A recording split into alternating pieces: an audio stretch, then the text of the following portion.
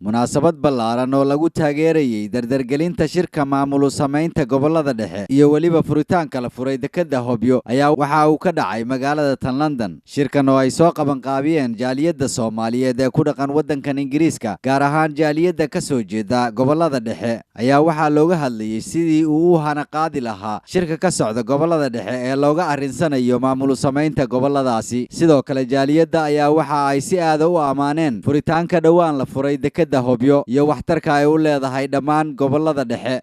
meeshan mabduuca looga hadlaayo oo nabadda oo maxaa tiraahdaa nabadgelyada bandiiraley oo dekedda oo maamul goboleedyada la sameeynayo oo walaalaha maaragtayaan xoogaa dagaalka yar wax kasta waa dagaalan waana laga heshiiyaa.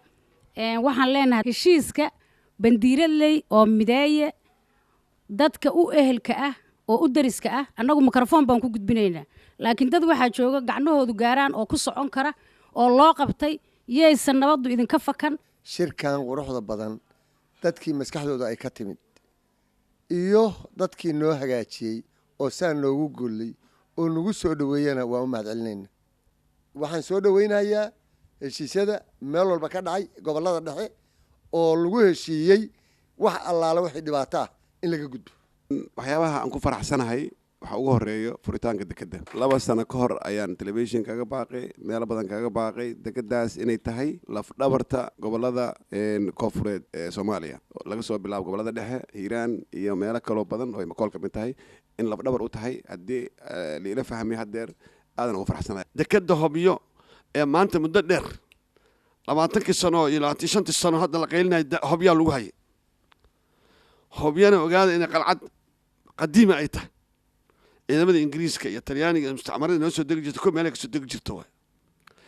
haddaan dekeddaas la helo u malayn maayaan dekedaha kale naga koreeyo walaalahayn waa Soomaali nafteeda ma cuuray, yani inaan ka fududeysanayn xoolihii dhexda nooga dhiman hayay ayagoo nool baan geysanaynaa. maamulka gobolada dhexna waa soo dhaweynayaa, aad baan ugu faraxsanahay dekedda Hobyo. marka waxaan idin leeyahay gobolada dhexe gacmaha isqabsadaano, waa inaan gacmaha iswada qabsano si aan maamulkeena oo noogu adkaado.